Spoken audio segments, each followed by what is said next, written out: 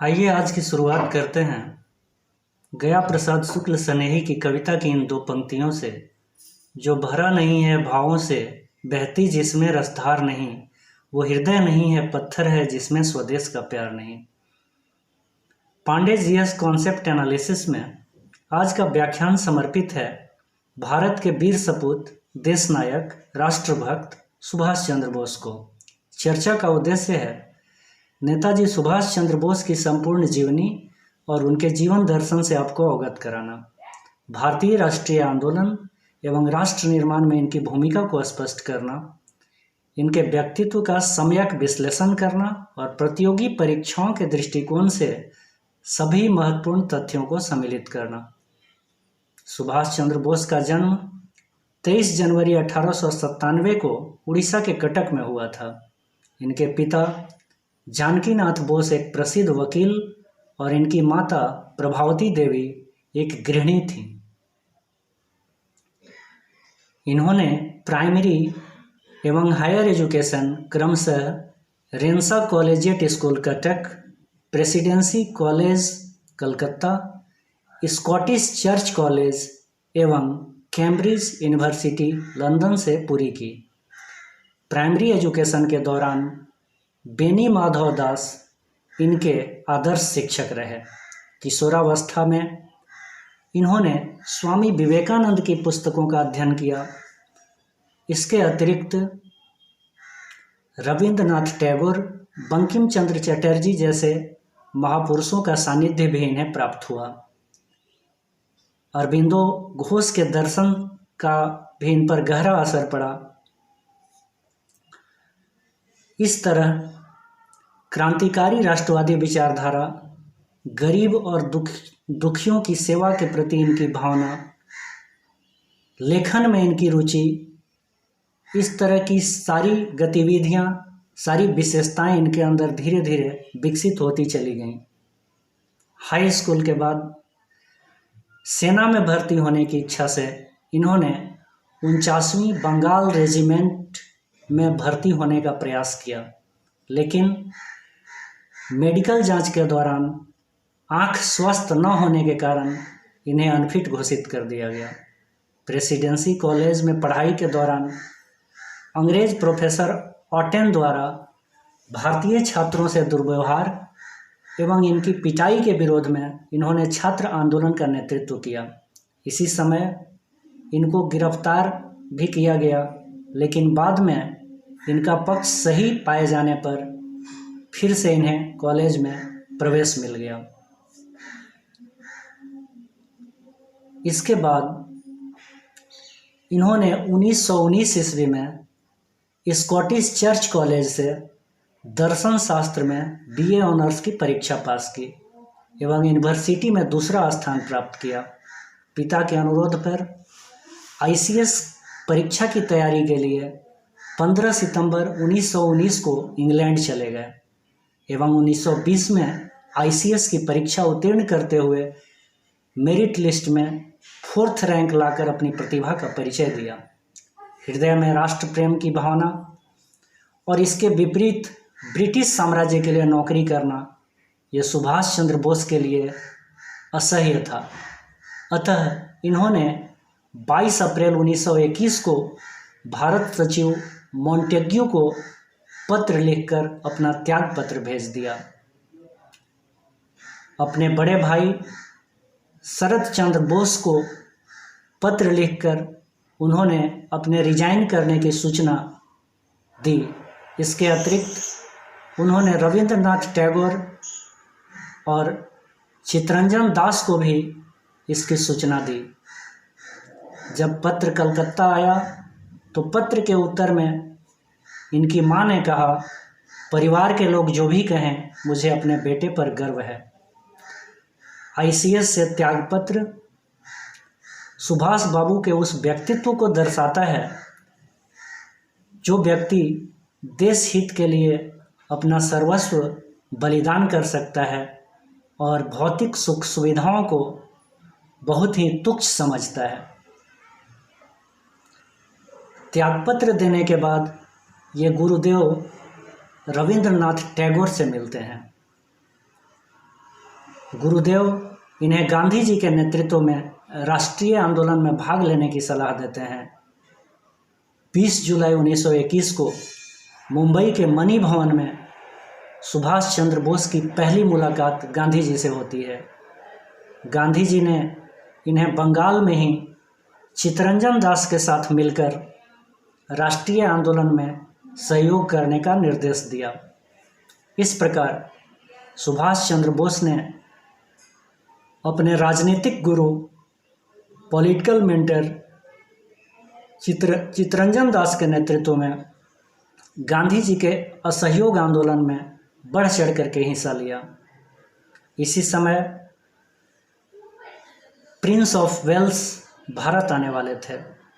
Prince of Wales के भारत आगमन का विरोध करते हुए एक बाइकाट आंदोलन का नेतृत्व करने के दौरान सुभाष चंद्र बोस को गिरफ्तार करके और उन्हें कारावास की सज़ा दे दी गई। जब ये कारावास से निकले उसके बाद इन्होंने फिर से समाज सेवा प्रारंभ कर दी। दिनांक 5 फरवरी 1922 को उत्तर प्रदेश के गोरखपुर जिले में चौरी चौरा नामक स्थान पर पुलिस द्वारा सत्याग्रहियों पर बर्बरता करने के कारण उग्र भीड़ ने पुलिस थाने में आग लगा दी, जिससे 22 पुलिसकर्मी जलकर मर गए। सत्याग्रह के मूल सिद्धांत अहिंसा का पालन नहीं हो पाने के कारण इस घटना से क्षुब्ध होकर गांधी जी ने 12 फरवरी 1922 को असहयोग आंदोलन स्थगित करने की घोषणा कर दी। गांधी जी के इस निर्णय पर नाराजगी जाहिर करते हुए सुभाष चंद्र बोस ने कहा, to sound the order of retreat just when public enthusiasm was reaching the boiling point was nothing short of a national calamity। अर्थात जब जनता का उत्साह चरमोत्कर्ष पर था, इस समय गांधी जी के द्वारा असहयोग आंदोलन का वापस लिया जाना किसी राष्ट्रीय आपदा से कम नहीं है। आगे चलकर 1922-23 में इन्होंने उत्तर बंगाल में आए भयानक बाढ़ में लोगों की, बाढ़ पीड़ितों की बहुत ही सेवा की और जिंदगी में आराम को भूल करके, अपने जीवन में सुख सुविधाओं को भूल करके बाढ़ पीड़ितों और बाद में हैजा फैलने से रोगियों की काफ़ी सेवा इन्होंने की और समाज सेवा और दीन दुखियों के प्रति जो जज्बात इन्हें स्वामी विवेकानंद के साहित्य से मिला था उसको इन्होंने चरितार्थ किया। सन 1923 में इन्होंने अपने राजनीतिक गुरु चित्तरंजन दास द्वारा स्थापित समाचार पत्र फॉरवर्ड का भी संपादन किया एवं पुनः स्वयं ही स्वराज नामक समाचार पत्र की शुरुआत की। इसी समय इन्हें बंगाल कांग्रेस कमेटी का नेतृत्व भी प्रदान किया गया और ऑल इंडिया यूथ कांग्रेस का अध्यक्ष चुना गया। 1924 ईस्वी में इन्हें कलकत्ता म्युनिसिपल कॉरपोरेशन का चीफ एग्जीक्यूटिव ऑफिसर बनाया गया। नगर निगम के विकास के लिए इन्होंने बहुत ही सराहनीय कार्य किए। अंग्रेज़ों के नाम से रखी गई सड़कों का भारतीयकरण किया। क्रांतिकारी गतिविधियों में शामिल होने के कारण इन्हें फिर से गिरफ्तार करके इसी समय मांडले जेल भेज दिया गया, जो बर्मा में स्थित है।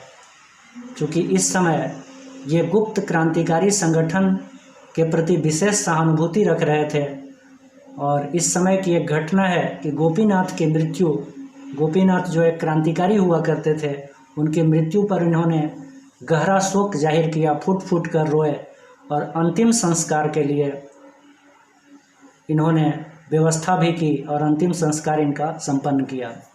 इस तरह ब्रिटिश सरकार ने जब देखा कि क्रांतिकारियों के प्रति इनका अधिक झुकाव है, तो इसी के आरोप में इन्हें गिरफ्तार करके मांडले जेल बर्मा में भेज दिया गया। जब ये जेल में थे उसी समय इन्होंने अपने गुरु चित्तरंजन दास की मृत्यु का समाचार सुना और इन्हें गहरा दुख हुआ। कुछ दिनों के बाद इनका स्वास्थ्य काफ़ी खराब हो गया। स्वास्थ्य जांच कराए जाने पर उन्हें पता चला कि उन्हें टीबी है अर्थात तपेदिक है। 1927 ईस्वी में इन्हें गंभीर बीमारी के कारण जेल से रिहा कर दिया गया। जेल से रिहाई के बाद इनके बारे में जब ये बर्मा जेल में बर्मा के मांडले जेल में कैद थे उस समय गांधी जी अपनी पत्रिका में लिखते हैं कि जो सुभाष बाबू कलकत्ता में बाढ़ पीड़ितों की सेवा में व्यस्त थे वो आज बर्मा के मांडले जेल में ब्रिटिश सम्राट के मेहमान बने हुए हैं। जब 1927 में इन्हें बर्मा के जेल से मांडले जेल से रिहा किया गया तो सुभाष चंद्र बोस को इंडियन नेशनल कांग्रेस का सचिव भी बनाया गया। इनकी बढ़ती लोकप्रियता और पंडित नेहरू के साथ इनकी गहरी दोस्ती बढ़ती चली गई। चूँकि दोनों की विचारधाराएं समाजवाद और वामपंथी विचारधारा की तरफ झुकी हुई थी, ऐसी स्थिति में 1928 के इंडियन नेशनल कांग्रेस के कलकत्ता अधिवेशन में, जिसकी अध्यक्षता मोतीलाल नेहरू कर रहे थे, इसका पूरा विरोध सुभाष चंद्र बोस और पंडित जवाहरलाल नेहरू के द्वारा मिल करके किया गया और यह कहा गया कि हम डोमिनियन स्टेट के दर्जे से कभी भी खुश होने वाले नहीं हैं, हमें पूर्ण स्वराज का दर्जा चाहिए।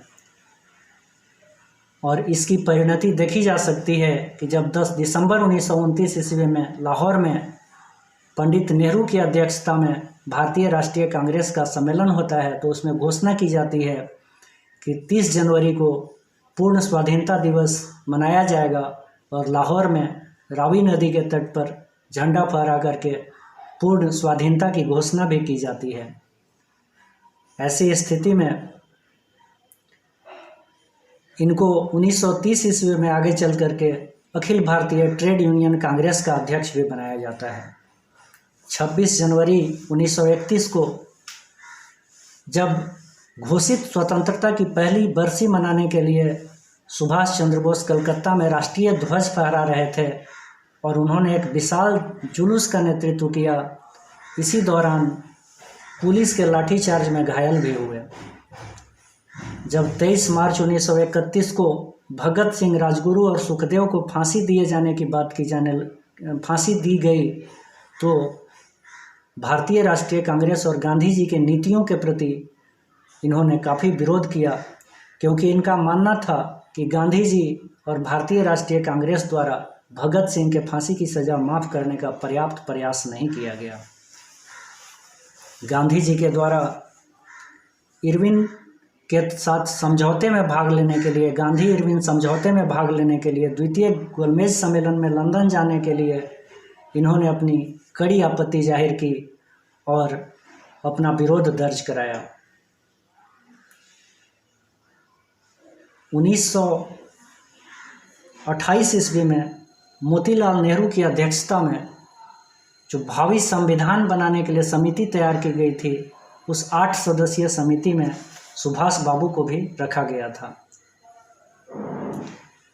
आगे चलकर जब गांधी जी के नेतृत्व में 12 मार्च 1930 को सविनय अवज्ञा आंदोलन, सिविल डिसओबीडिएंट मूवमेंट प्रारंभ होता है, उस समय भी गांधी जी के सविनय अवज्ञा आंदोलन में सुभाष चंद्र बोस काफ़ी सक्रिय रहते हैं और इस आंदोलन को, सविनय अवज्ञा आंदोलन के इस मार्च को नेपोलियन के पेरिस मार्च से तुलना करते हैं। गांधी जी के साबरमती से दांडी की यात्रा को सुभाष चंद्र बोस नेपोलियन के पेरिस मार्च से तुलना करते हैं। इस प्रकार हमने देखा कि गांधी जी के प्रति इनकी काफ़ी श्रद्धा थी गांधी जी के सविनय अवज्ञा आंदोलन के दौरान ही 1932 ईस्वी में इन्हें फिर से गिरफ्तार करके अल्मोड़ा जेल में भेज डाल दिया जाता है। स्वास्थ्य खराब होने पर इन्हें फिर से रिहा किया जाता है। इलाज हेतु अगले ही साल 1933 में इन्होंने यूरोप की यात्रा की और लगभग 1933 से 36 के दौरान इनका प्रवास यूरोप में ही रहा। इसी बीच इटली में इनकी मुलाकात कई विश्व के कई फांसीवादी और नाजीवादी नेताओं से भी होती है। यूरोप प्रवास के दौरान ही इनकी मुलाकात सरदार वल्लभ भाई पटेल के बड़े भाई विट्ठल पटेल से भी होती है और विट्ठल भाई पटेल और सुभाष चंद्र बोस के बीच कई चर्चाएं वहां होती हैं। जिसमें गांधी जी के उदारवादी नेतृत्व की काफ़ी आलोचना की गई है, जिसे हम लोग पटेल बोस मंत्रणा के नाम से भी जानते हैं। सन 1934 ईस्वी में यूरोपीय देश ऑस्ट्रिया में कुछ कागजात टाइप कराने के क्रम में उनकी भेंट एक युवती एमिली सेकल से होती है, जो बाद में उनके साथ उनका स्वाभाविक आकर्षण होता है और फिर प्रेम विवाह में ये परिणत हो जाता है। इसी वर्ष पिता के खराब स्वास्थ्य का खबर सुनकर जब ये वापस कलकत्ता आ रहे होते हैं तो कराची पहुंचते ही इनको पिता की मृत्यु का समाचार मिल जाता है, लेकिन कलकत्ता पहुंचने के बाद उन्हें फिर से गिरफ्तार कर लिया जाता है और रिहा करके पुनः यूरोप भेज दिया जाता है। जब ये यूरोप से वापस 1937 ईस्वी में भारत में आते हैं, उस समय भारतीय राष्ट्रीय कांग्रेस प्रांतीय चुनाव में भाग लेती है और बहुमत प्राप्त करती है। कांग्रेस में नेहरू से भी अधिक लोकप्रिय होने और रविन्द्रनाथ टैगोर की सलाह पर गांधी जी इन्हें 1938 ईस्वी में भारतीय राष्ट्रीय कांग्रेस के हरिपुरा अधिवेशन में अध्यक्ष के रूप में प्रस्तावित करते हैं। अध्यक्ष के बनाने हेतु प्रस्तावित करते हैं इनका नाम और पहली बार सुभाष चंद्र बोस को 1938 के हरिपुरा अधिवेशन में भारतीय राष्ट्रीय कांग्रेस का अध्यक्ष बनाया जाता है। इस मौके पर गुरुदेव रविन्द्रनाथ टैगोर ने सुभाष की बढ़ती लोकप्रियता से खुश होकर के इन्हें देश नायक कह करके संबोधित किया। अपने पहले प्रेसिडेंशियल पीरियड में सुभाष चंद्र बोस ने बड़ी ही दूरदर्शिता का परिचय दिया। इन्होंने भारत के आर्थिक विकास के लिए प्लानिंग कमेटी की स्थापना की और पंडित जवाहरलाल नेहरू को इसका पहला अध्यक्ष बनाया। इसके अतिरिक्त इन्होंने भारत के औद्योगिक विकास के लिए ब्रॉड इंडस्ट्रियलाइजेशन पॉलिसी का भी नीति निर्माण किया।